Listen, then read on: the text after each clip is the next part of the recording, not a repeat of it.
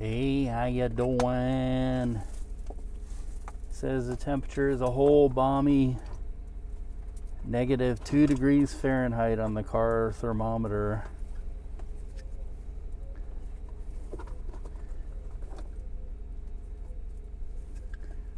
I don't know when the real Arctic air is supposed to kick in, you know, like the -25-degree stuff that they've been talking about, but maybe they meant wind chills. I don't know. I don't know. All I know is I'm cold. Freezing my nads off.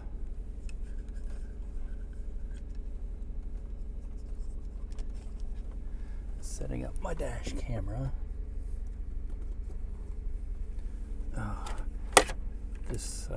These temperatures have made the wires stiff. I left the wires in the car. I bring my stuff in, but I left the wires.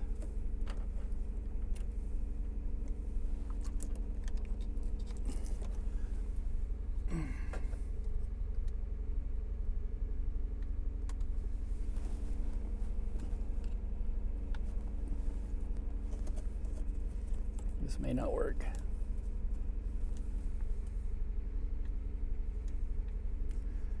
Nope. I don't think that's gonna work. I'm gonna grab my other camera.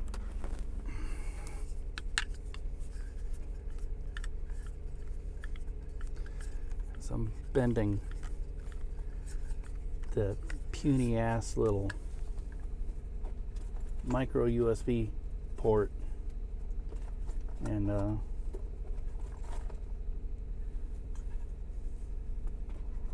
I have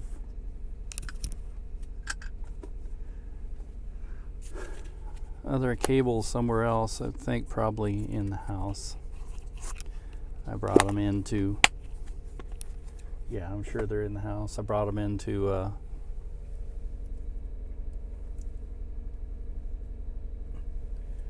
use for the live streaming. Ooh, this may not be much better. It's also another shorty cable. Oh, we gotta put this on first.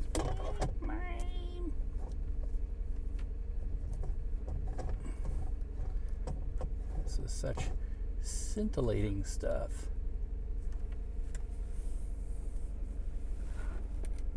Oh, but the wire bends a little better. And it's the new USB, I don't know what they call it. It's not the crappy micro. Never liked that. The micro bender. The micro break your expensive electronics because they have the wrong size port.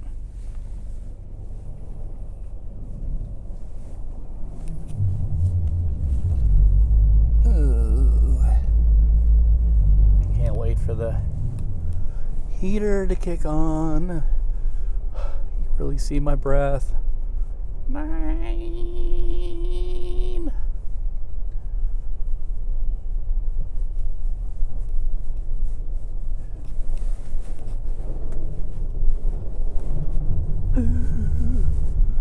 Oh, I'm thinking today is Wednesday. It's actually just Tuesday. That's right. It's Fat Tuesday. Happy Mardi Gras.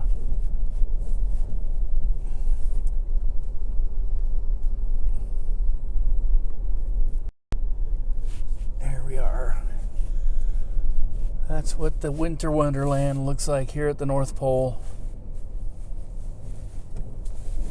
I wonder where Santa Claus is, because we certainly have his weather.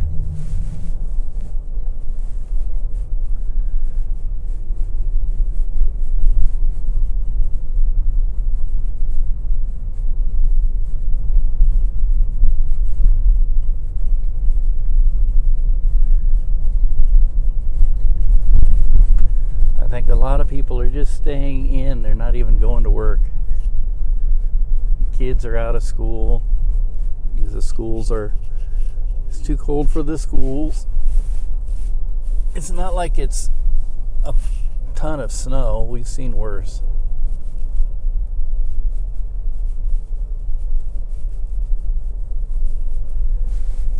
It's a snow day, not a snow day. It might turn into a snow week. I don't think that car, well, maybe they are. I can sort of see the line. I was going to say, I don't think that car was in the right lane. Maybe I was about to turn into the wrong lane. Yeah, mine.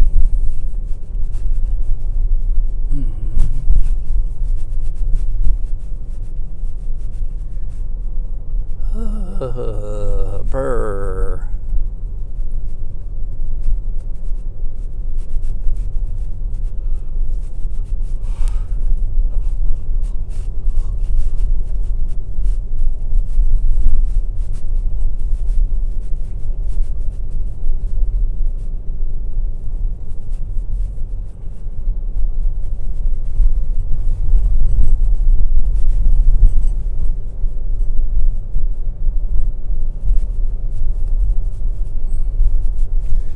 Gotta stop breathing. I'm fogging up my windshield, making it hard to see when the sunlight hits the windshield. Fine.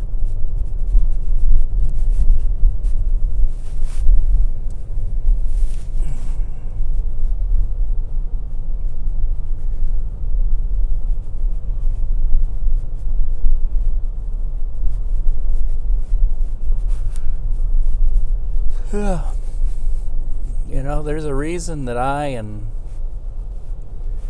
almost everybody else on the planet do not live in the Arctic regions. And that's because it's just hard to live there. It's inhospitable. Some people like to live there. Not me.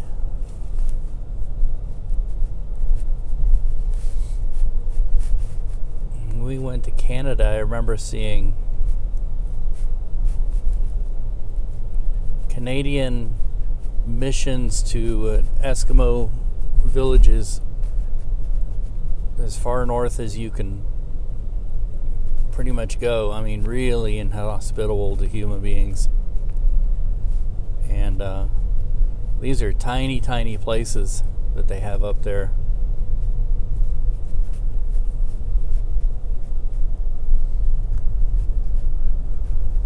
And the Canadian government runs missions up there to help the people out. But I mean, we're talking about villages with a population of 100 and something, and the government has gone and built these structures that are as sustainable as they can be and will shield people from the elements.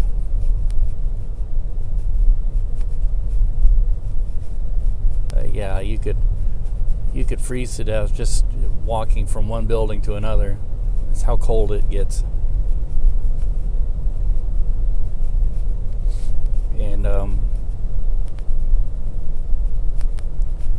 friend of mine, when I was in the Air Force, I got acquainted with this guy. He said, yeah, you know, the Air Force operates a base for misfits. Those people who've gotten sideways in their careers, gotten themselves in trouble, given essentially a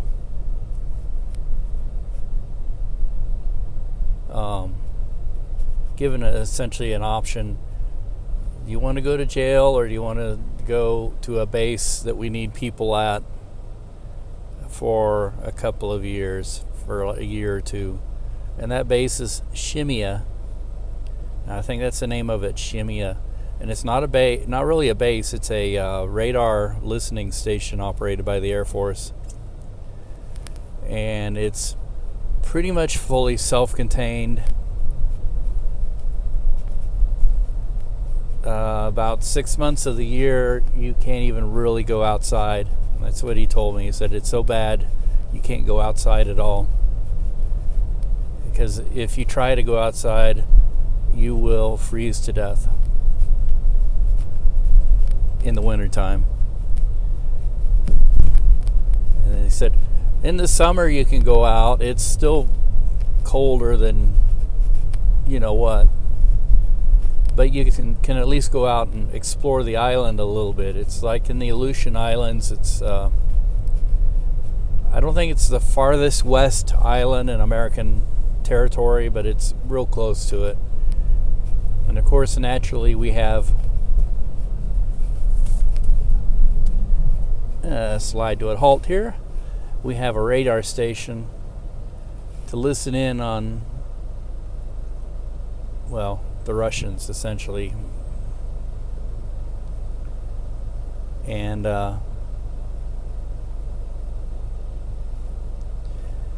he said there are a couple of full-time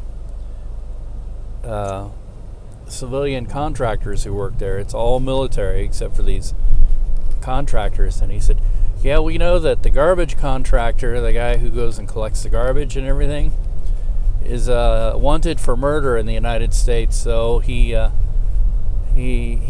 to go to Shimia, and he can never go home again. So he's a prisoner there. Like, ew. And this guy showed me videos that he shot. He's incredible. And he said the island is kind of interesting. You can go explore it. There's a cliff, and during World War II, the Japanese invaded that part of Alaska for Lord knows what reason.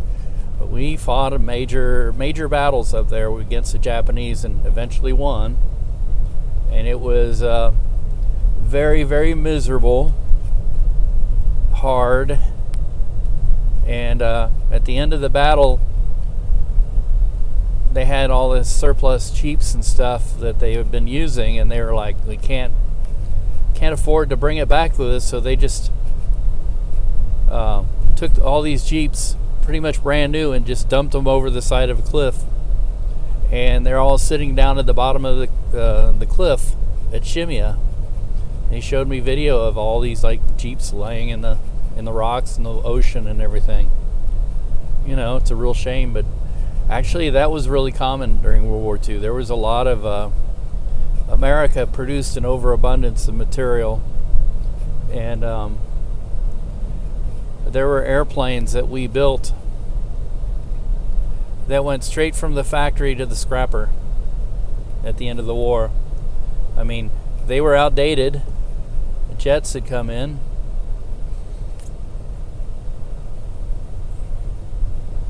And nobody was ever going to fly those bombers again. We had a massive amount of bombers. We were building stuff full tilt right up to the end of the war, just thinking the war was going to go on another couple of years, which, if it wasn't for the atom bomb, it may have. The invasion of Japan would have been a real bloody, drawn-out mess, and probably would have drawn the war out 2 or 3 years more. Because the Japanese are not known for surrendering.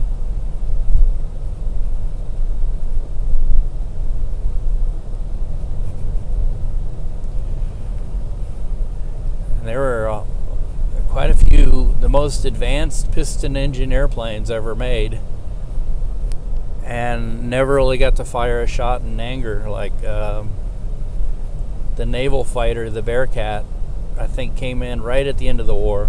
I think they used it during Korea, so it got used. There was a what is it called? Shoot, I can't think of the name of the plane. But it was used a lot during Vietnam, and it was actually a World War II design that never saw combat during World War II. And it's actually kind of a big piston engine airplane. But it was so good, they used it up until the 1970s.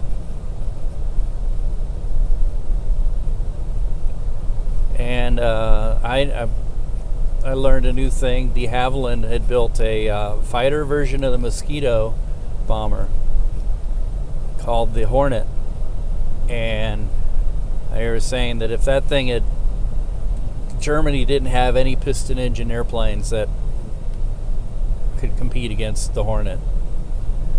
It was very fast and very light. Two monster Rolls-Royce engines, and it was made of balsa wood like the Mosquito, so it was very light and very fast. Two gigantic engines hooked to a machine gun. They're supposed to be really maneuverable too. It almost sounds like something like that would be overpowered, overkill, but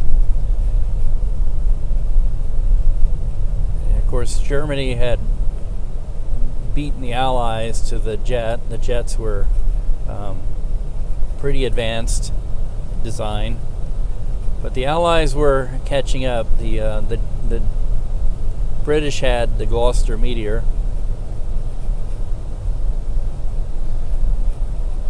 The Americans had one called the Air Comet, which was like,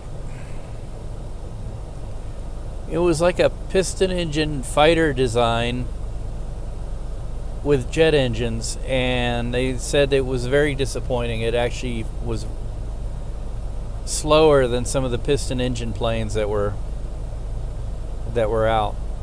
So, but we also came out with the the Shooting Star. Is that right? And that was a plane that my dad worked on during the Korean War. He was an airplane mechanic,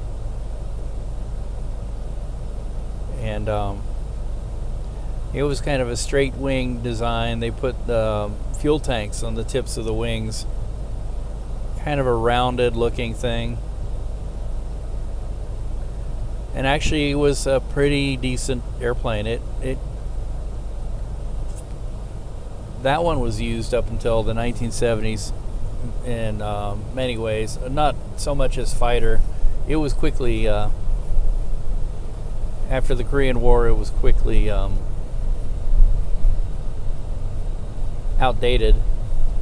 But they used it as a trainer. A lot of people, their first jet trainer was this plane.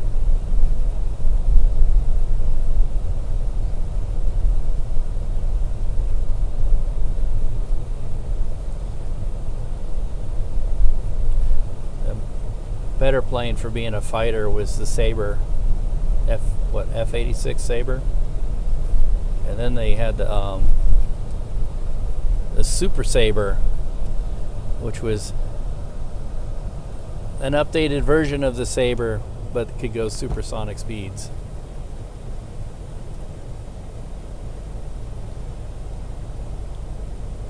And then what was it? And I don't know why they did this. There's a company called Brewster, known for the Brewster Buffalo, and all of their planes were really lackluster. And they had one, they considered it to be the worst airplane built by anyone.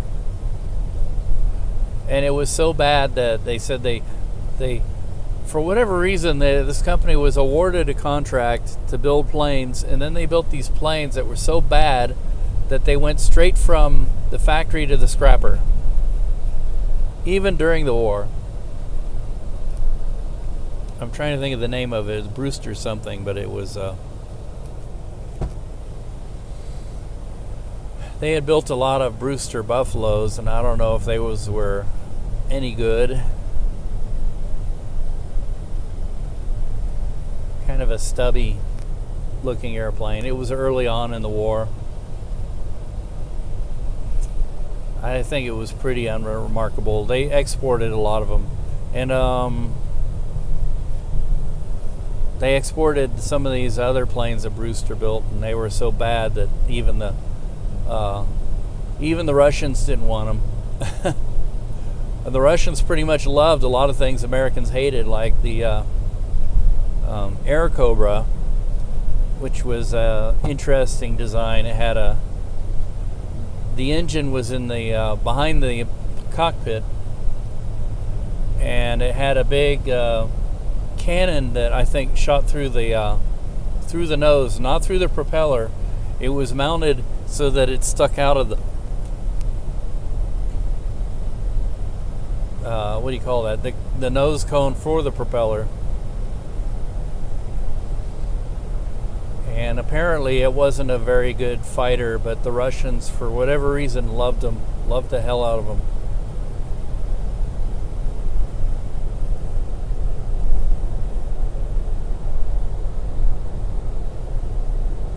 I guess the Japanese loved him too because they could shoot him down.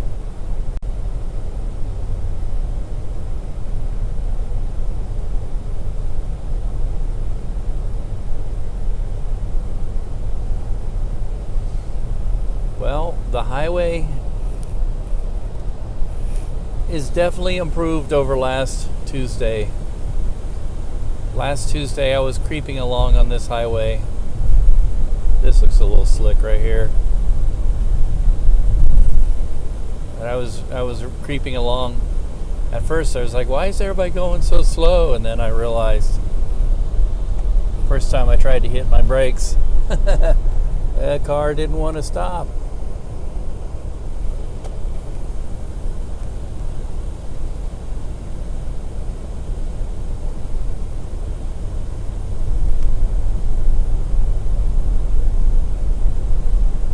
Temperature on the dashboard reads -3 degrees. The temperature on the weather app on the dash for Mission Hills, Kansas says -8 degrees Fahrenheit. That's temperature, not wind chill. And Texas is really in the news because their winter weather is so horrible. Oh, their wind chills are bringing them down to 10 degrees Fahrenheit. And I'm like, oh, poor babies.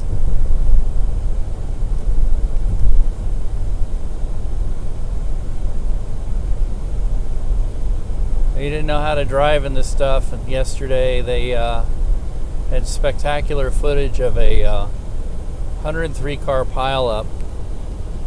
And you can see what they're doing. They're driving on the highway at like full speed, 50, 60, 75 miles an hour, 80 miles an hour. And then all of a sudden it's like, hey, it's slick. And they hit the slick spot and realize there's a big pile up in front of them and they can't stop. They just slide right into it at full speed. I mean, there's the video of the FedEx truck. Of course, everybody's got video these days and video their phones and everything. This video of the FedEx truck hitting that pile up at full speed and literally blowing things apart. And there were like 6 people that died. And I'm sure, that the FedEx driver survived the crash. His company is probably going to ask him some questions about his driving.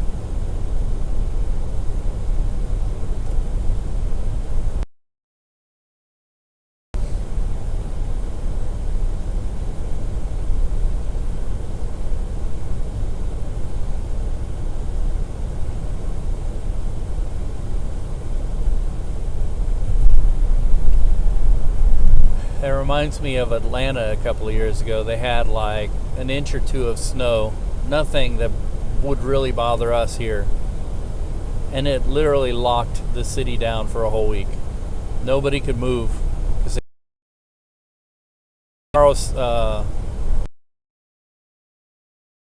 They had to have them driven in from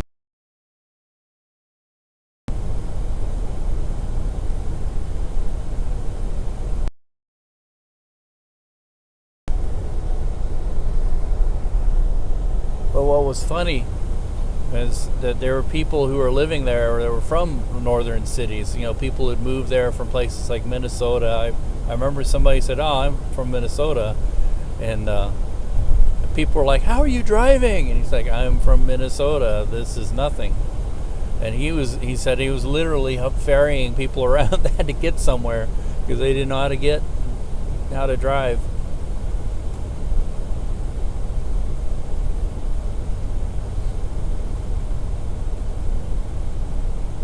Back in the 70s when we moved from Guam, I was a military brat, to Biloxi, Mississippi, which is right on the Gulf Coast. 1973, the first year we lived there, it snowed. And it snowed pretty good too, enough you could build a decent sized snowman. And they were like, well, you know, it usually doesn't snow here. It may snow here once every 7 years. We just got lucky, I guess.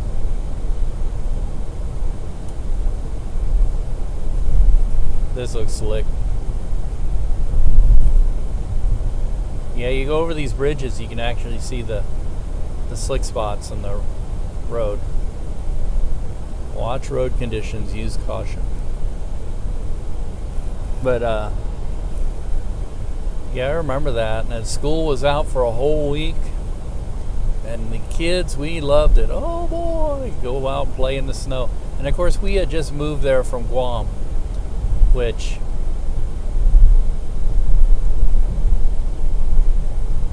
if it ever snows in Guam, I'm slowing way down. This is one long bridge, and I can see it's icy.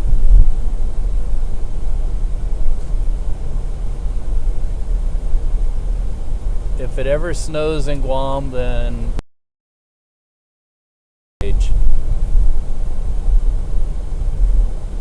I don't even think Guam has tall enough mountains.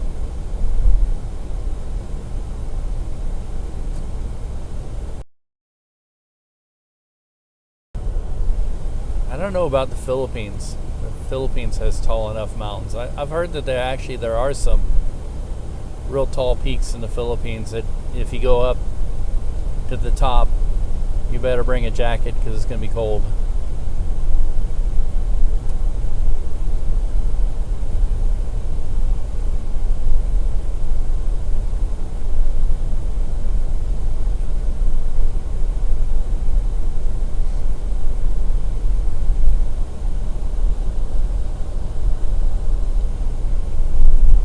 Oops. I know it snows in Japan.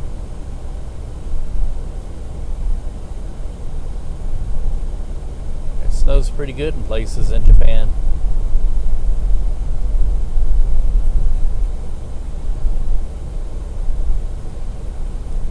But this year so far, from what I've seen in Tokyo, it hasn't snowed.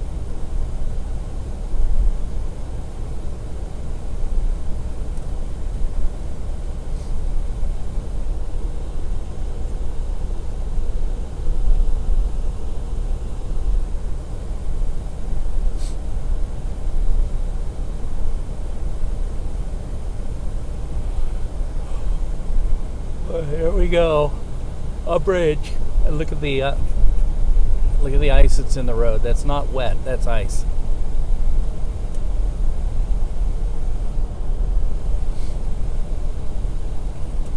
That's what I could see. That 103 car pileup was at the end of a bridge.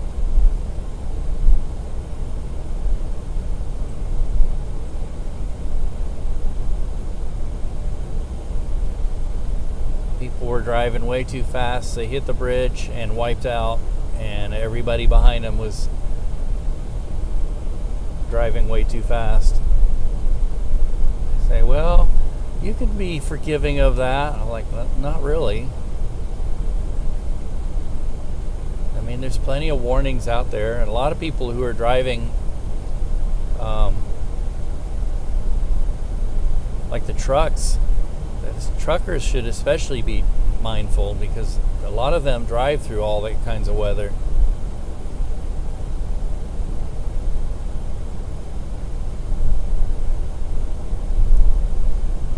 So what's their hurry? They're never going to get there. You know?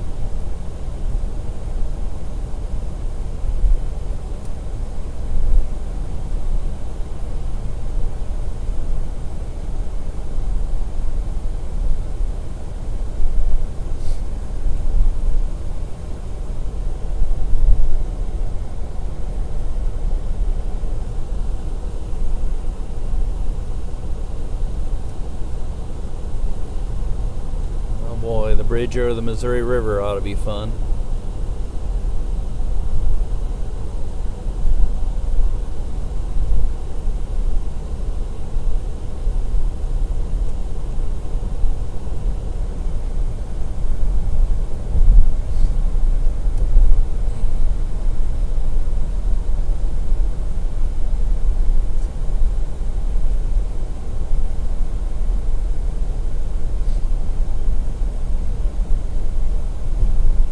seems like the places where the tires are going is the slick areas.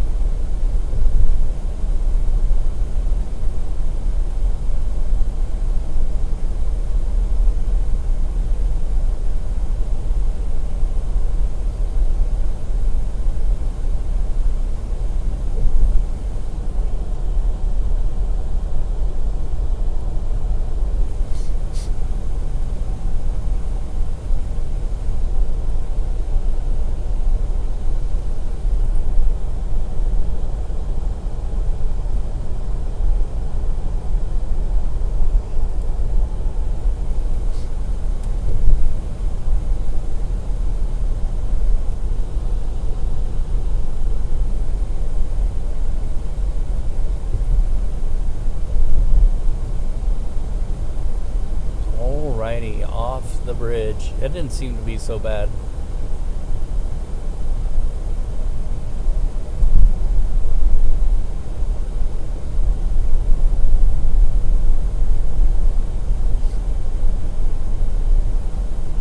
There's another bridge. I can see the slick spots.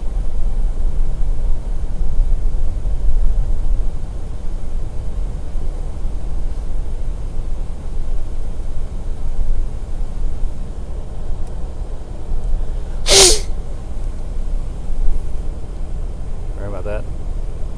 Dry air.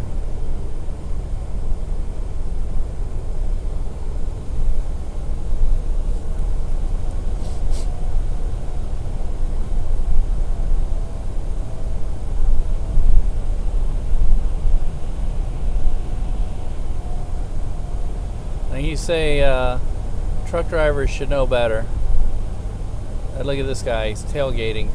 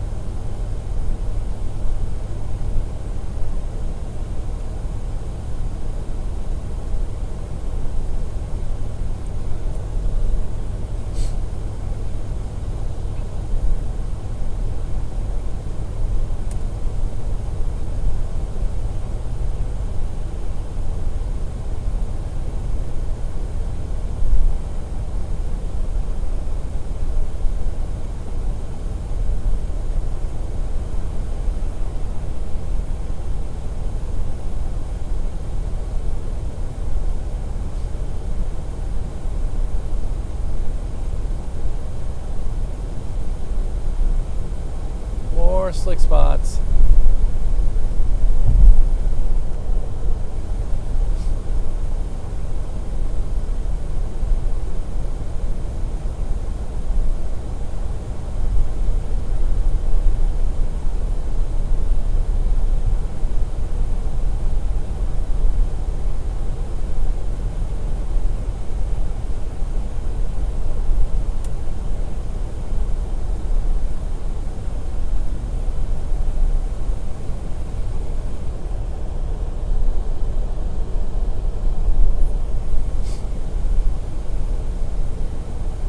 It is Mardi Gras today, Fat Tuesday.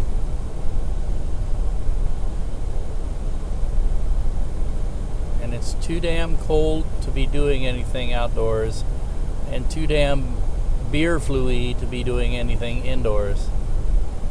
So that pretty much is it for Mardi Gras. Maybe watch videos of Mardi Gras past. But that doesn't sound like too much fun. You'd rather be out having fun than...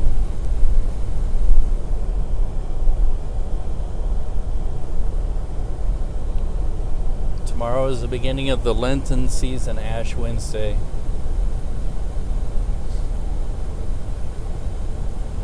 People are going to have ashes sprinkled on their heads instead of put directly on their foreheads because of the beer flu.